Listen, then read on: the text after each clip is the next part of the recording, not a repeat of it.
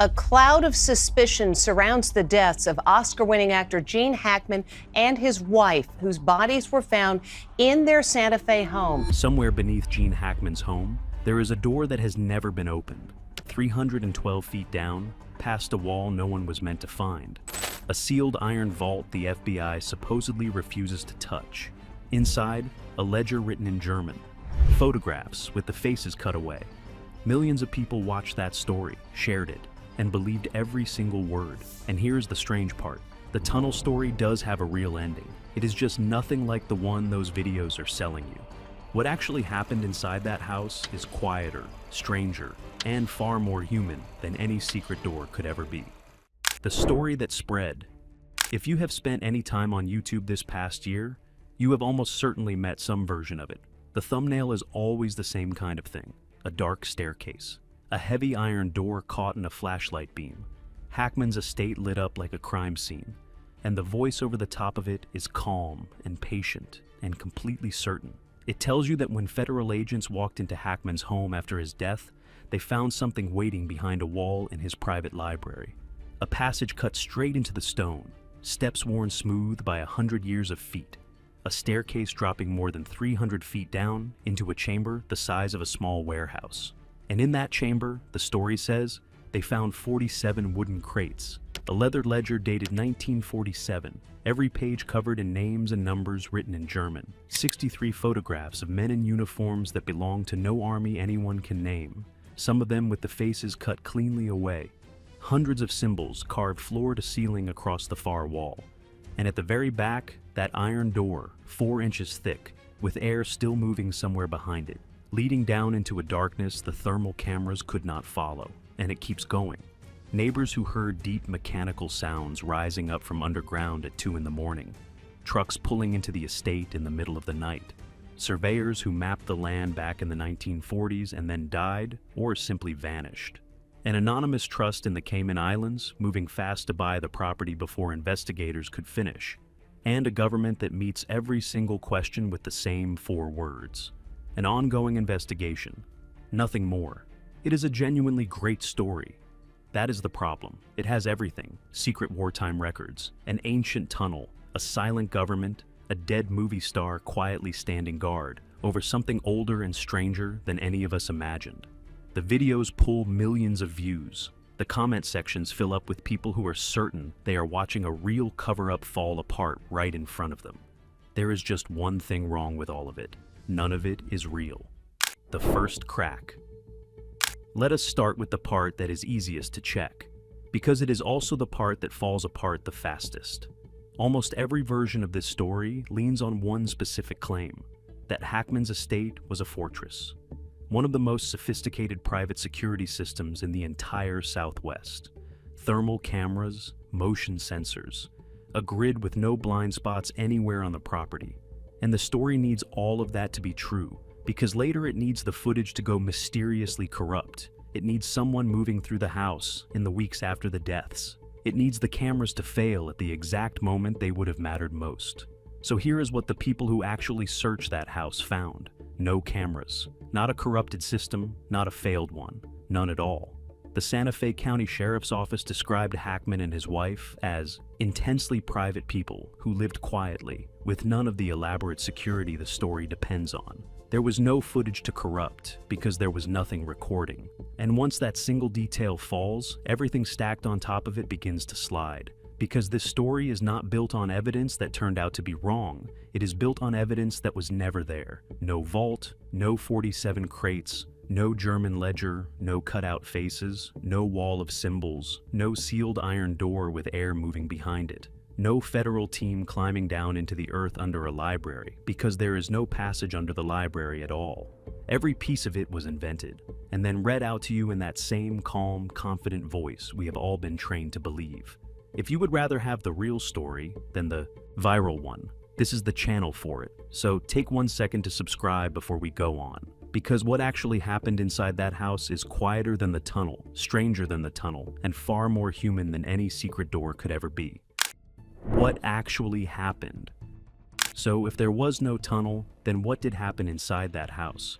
The truth is all on the public record, and it is quieter and sadder and in its own way far harder to shake than the fiction built on top of it.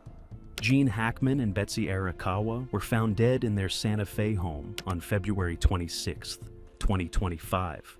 He was 95, a two-time Academy Award winner who had walked away from Hollywood years earlier to live quietly in the New Mexico desert. She was 65, his wife of more than 30 years, and a classical pianist. Workers who came to the property grew worried and called for help, and what investigators slowly pieced together over the following weeks was not a mystery of hidden chambers. It was something much smaller and much more devastating. Betsy Arakawa died first.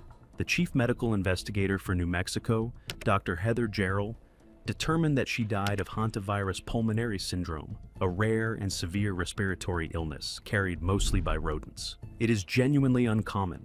In 50 years, New Mexico has recorded only around 136 cases, and close to half of them were fatal. It does not pass from one person to another. It starts out feeling like an ordinary flu, and then, within a day or two, it can kill you. Picture her last ordinary day. It is February 11th. Late that morning, she answers an email from her massage therapist, one of those small, automatic things you do without a second thought. In the afternoon, she runs errands, a grocery store, a pharmacy, a quick stop for pet food, and as the light begins to fade, she drives back through the gate, into the quiet of her own neighborhood, home. That is the last moment anyone can prove she was alive. She almost certainly had no idea she was already dying. Hackman lived about a week longer. His pacemaker logged its final activity around February 18th, so that is the day investigators believe his heart finally gave out. The autopsy showed severe heart disease, the marks of earlier heart attacks, and a brain deep in the grip of Alzheimer's. And then comes the detail that no invented tunnel could ever touch. They asked Dr. Jarrell a simple question. Did he know? Did Gene Hackman understand that his wife was gone? And the answer was that he may not have. He was that far into the Alzheimer's, there was no food in his stomach, though he was not dehydrated. So, stop for just a second and picture it. A man of 95, alone, in a large, silent house. The woman he had loved for more than 30 years lying somewhere in the same home. And a mind so worn away by disease that he may never have understood she had died at all. Not a guardian of ancient secrets, not the keeper of some vault, just a frightened, fading old man, waiting for someone who was never going to come. Even the smaller details of that scene point to loss, not intrigue. One of the couple's dogs was found dead inside the home. 2 others survived out on the property.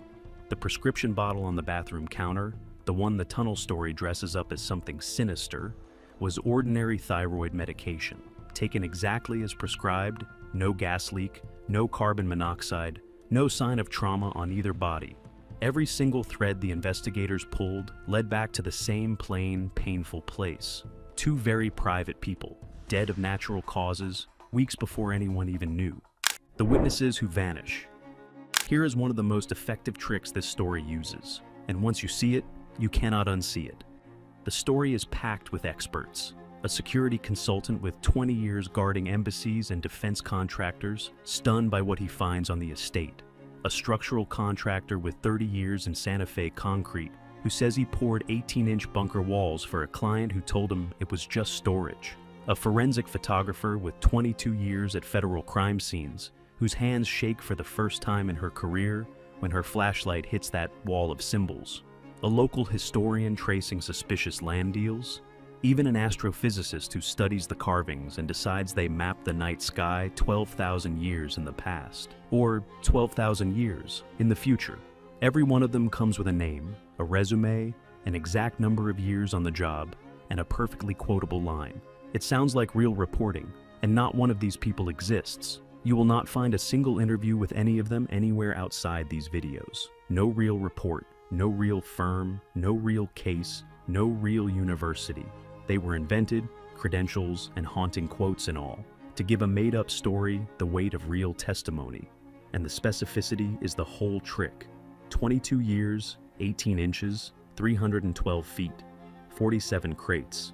Precise numbers put your guard down, because real investigations are full of precise numbers. This story borrows that texture and uses it to walk fiction right past you. The same goes for the agencies. The story tells you the FBI stormed the scene, hauled the crates into federal custody, and now refuses to say a word. In reality, this was handled by the Santa Fe County Sheriff's Office and the New Mexico Office of the Medical Investigator, working a very sad but very ordinary death. There was no federal seizure to stay quiet about. When the story tells you the government is hiding something, it is describing silence about things that never happened. And notice how the physical claims quietly cancel each other out. A stone staircase supposedly worn smooth by 100 years of daily use, hidden behind a wall so perfectly sealed that a trained forensic photographer nearly walks right past it. A shaft dug more than 300 feet straight down by hand, and yet somehow fitted with fresh electrical wiring.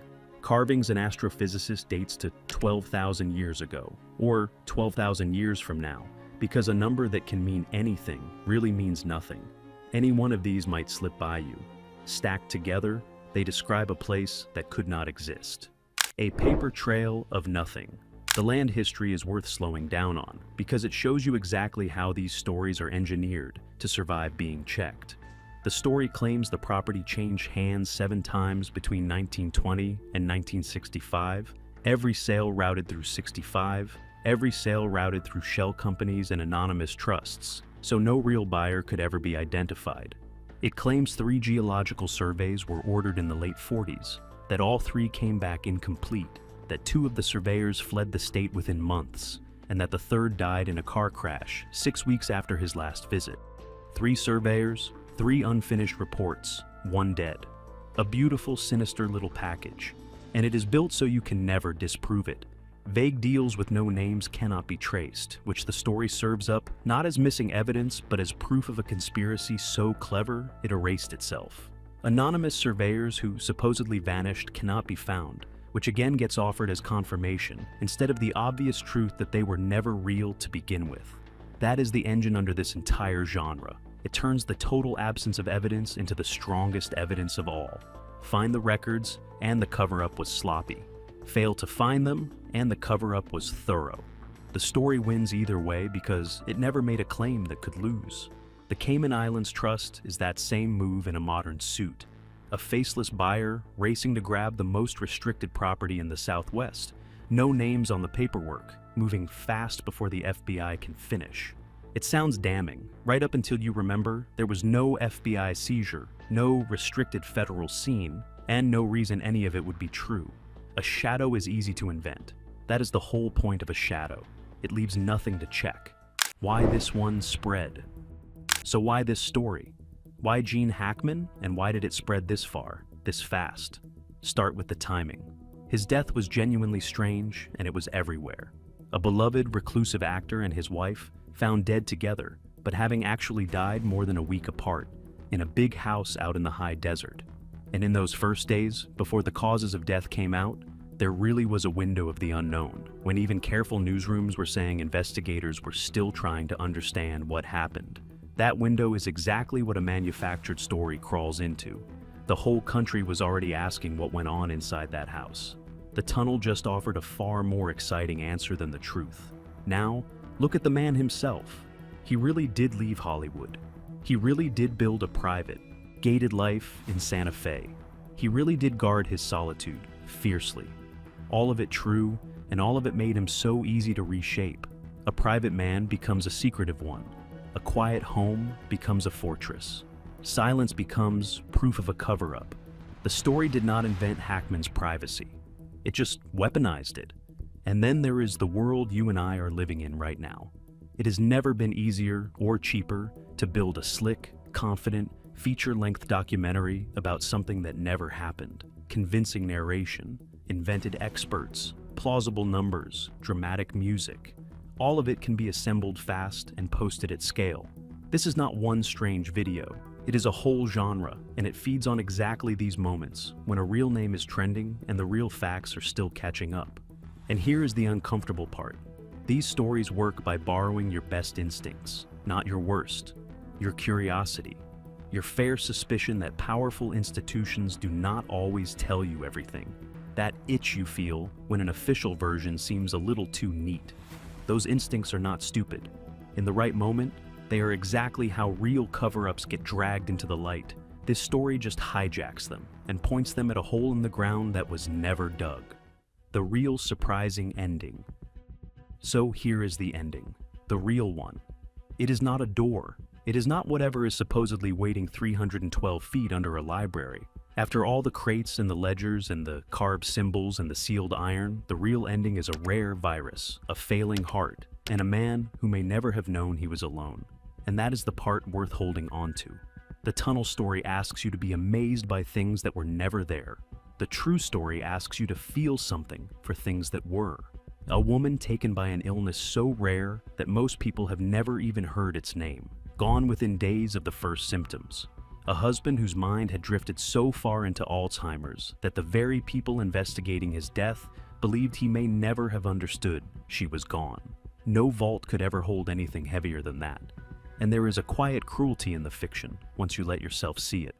2 real people died. They had names, a long marriage, a home, dogs they loved. Turning them into set dressing for a made-up story about secret societies does not honor them. It uses them. And every one of those millions of viewers walked away knowing less about who Gene Hackman actually was, not more. The one genuinely useful thing this story can teach you is the exact skill it hoped you would never aim back at it. When a video hands you a wall of confident detail about something real, stop and ask a few plain questions. Can you find these experts anywhere else on Earth? Does the agency it names even handle cases like this? Does the central claim survive one contact with the public record, the way that Fortress security system did not survive its very first check? You do not need 22 years at federal crime scenes to do this. You just need to be willing to look. The tunnel under Gene Hackman's estate does not exist. But the story of how easily so many of us believed it absolutely does. And that is the one worth passing on. If you want more of these, the real accounts dug out from underneath the viral ones, subscribe and stay with me. And I want to hear it honestly. Where did you first run into the Hackman tunnel story? And was there a moment, even a short one, when you believed it? Tell me in the comments.